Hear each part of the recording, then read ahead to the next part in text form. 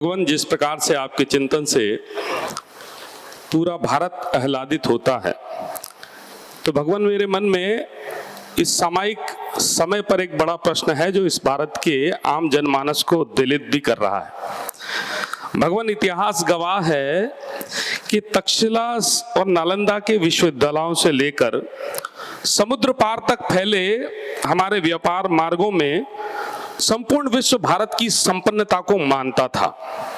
रोम के बाजारों में भारतीय कपड़ा बिकता था।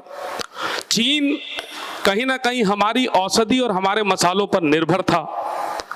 अरब के देश हमारे गणित के ज्ञान को लेकर कहीं ना कहीं अपने ज्ञान की वृद्धि करते थे। लेकिन वर्तमान परिदृश्य में आज ये हालात है कि अमेरिका और चीन जैसे देश टैरिफ वार के नाम पर कहीं ना कहीं हम पे नए करारोपण करते जा रहे हैं। ये हमारे आर्थिक चिंतन की विफलता है या हमारे राष्ट्रीय चरित्र को किस प्रकार से अपनी आर्थिक नीतियों का निर्धारण होना चाहिए था, उसके लिए कोई ना कोई ऐसा संदेश आपके माध्यम से मैं चाहता हूं कि दुनिया भारत की ओर उसी दृष्टि से देखे जिस समय पूरे भारत की जो छवि थी ज्ञान में, अध्यात्म में या व्यापार में सोने की चिड़िया के रूप में हमारे देश को माना जाता था।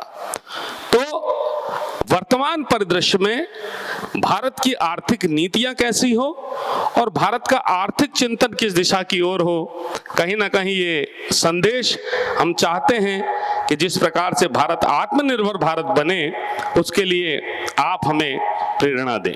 बहुत बहुत धन्यवाद। नमस्ते गुरुदेव। मेरा मानना है कि चुनौतियां अवसर बन जाती है। अभी जो टैरिफ वार हुआ है, मुझे लगता है ये भारत के भविष्य के लिए वरदान बन सकता है। मैं ऐसा इसलिए बोल रहा हूं कि भारत सरकार, खासकर भारत के माननीय प्रधानमंत्री मोदी जी इसके आगे झुके नहीं। लोग कहते थे कि नरेंद्र सरेंडर हो जाएंगे जी, लेकिन नरेंद्र इंदर बन गए। अमेरिका की इस दादागिरी के आगे न झुकना बहुत बड़ा शुभ संकेत है। उन्होंने एक बात कही है कि हम लोकल को वोकल बनाएं, स्वदेशी को प्रमुखता दें। अगर पूरे देश में ऐसा जज्बात उत्पन्न हो जाए कि हर भारतीय एक ही धारणा बनाए, बी भारतीय बाय भारतीय, भारतीय बनो भारतीय खरीदो,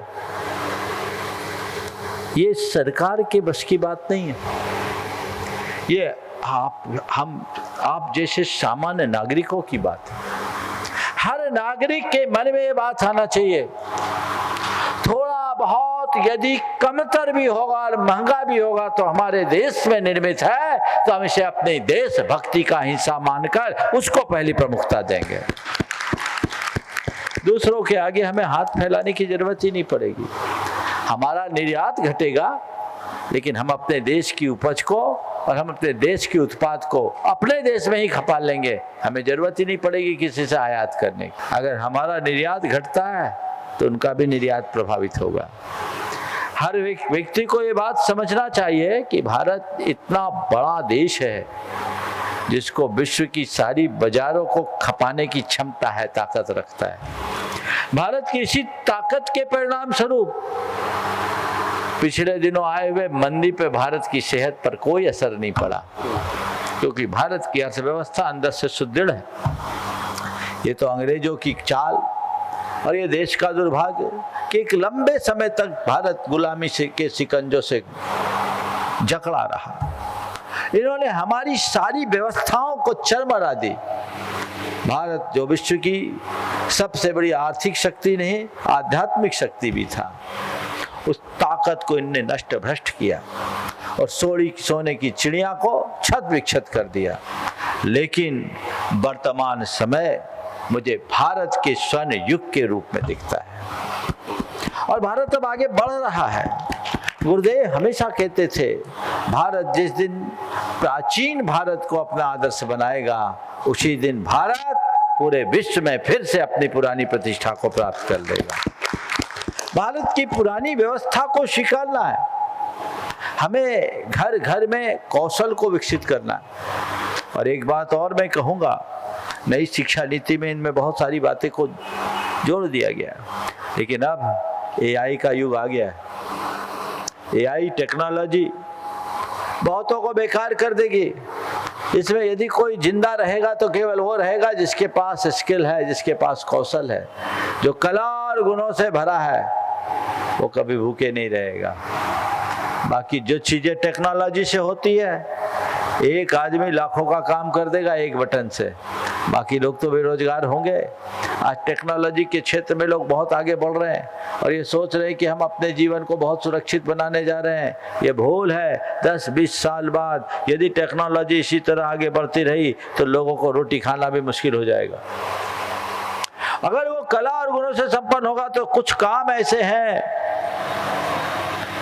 जो खुद से ही करना होगा, और टेक्नोलॉजी नहीं कर पाएगी। टेक्नोलॉजी मददगार बन सकती है, लेकिन उसमें अपना हाथ तो लगाना ही पड़ेगा। तो हमें उन्हें सिखाना चाहिए और भारत के बाजार में भारतीयता को प्रमुखता देना चाहिए। भारतीय लोगों को चाहिए कि भारतीय कंपनियों के उत्पाद खरीदे, भारत में खरीदे। थोड़ी चीज़ें कम भी हो तो उसे हम प्रमुखता दें। और ये तो बहुत अच्छा योग है कि आज औद्योगिक विकास के युग में भारत कहीं पीछे नहीं है। हर चीज़ें भारत में अब बहुत सुलभ है। एक ज़माना था जब हमारी ज़रूरत की चीज़ें भी उपलब्ध नहीं होती थी, विदेशी कंपनियों के मोहताज होना पड़ता था, नंबर लगाना पड़ता था, तब चीज़ें आज मिलती थी। लेकिन ये बहुत अच्छा समय आया एक दृष्टि से, जो आपको चीज़ें सुलभ हो गई। अब आपको अपनी चेतना को जगाना होगा, अपने भारत के प्रति अपनी सांस्कृतिक निष्ठा को जगाना होगा। मेरा देश महान है तो मेरा देश तभी महान बनेगा जब उस महानता को मैं आत्मसात करूंगा। तो बस हम भारतीय हैं तो भारतीय सामान खरीदेंगे, विदेशी नहीं खरीदेंगे। बंद कर दो। अमेरिका का कितना सामान भारत में आता है? मैं समझता हूँ जितना भारत निर्यात करता है आयात में भी कम नहीं होगा। मुझे आंकड़ा नहीं मालूम क्योंकि ये सब चीजें मैं देखता नहीं, लेकिन भारत में अमेरिका से आयात भी तो बहुत सारी चीजें होती होगी। क्यों ना हम उनका विकल्प रखें और दूसरे देशों से हम चीजें मंगाना बंद करें। अपनी चीज को अपने घर में उत्पादित करके हम अपने घर में खपाने की क्षमता विकसित करें। और सरकार यदि इस नीति पर काम करेगी तो इन सब की हवा खिसक जाएगी। मुझे इस बात की प्रसन्नता है कि सरकार अभी झुकी नहीं है और मैं ये आशा रखता हूँ कि ये सरकार झुकेगी भी नहीं, तभी देश का गौरव आगे बढ़े। गुरुदेव, ग्रामीण अर्थव्यवस्था पे भी आप कुछ संदेश दें जो हमारी पुरानी अर्थव्यवस्था थी। मैंने संकेतों में सारी बातें कह दी। हमारे यहाँ जिस तरह की व्यवस्थाएं थी आज चरमर आ गई। आज सब तरफ शहरीकरण, औद्योगिकीकरण की तरफ बहुत तेजी से झुकाव हो रहा है। उच्च शिक्षा की ओर बढ़ जाने के कारण हमारे समाज के युवा अब गाँवों में रहना नहीं चाह रहे हैं। तो हमें इस विषय पर बहुत गंभीरता से विचार करना होगा।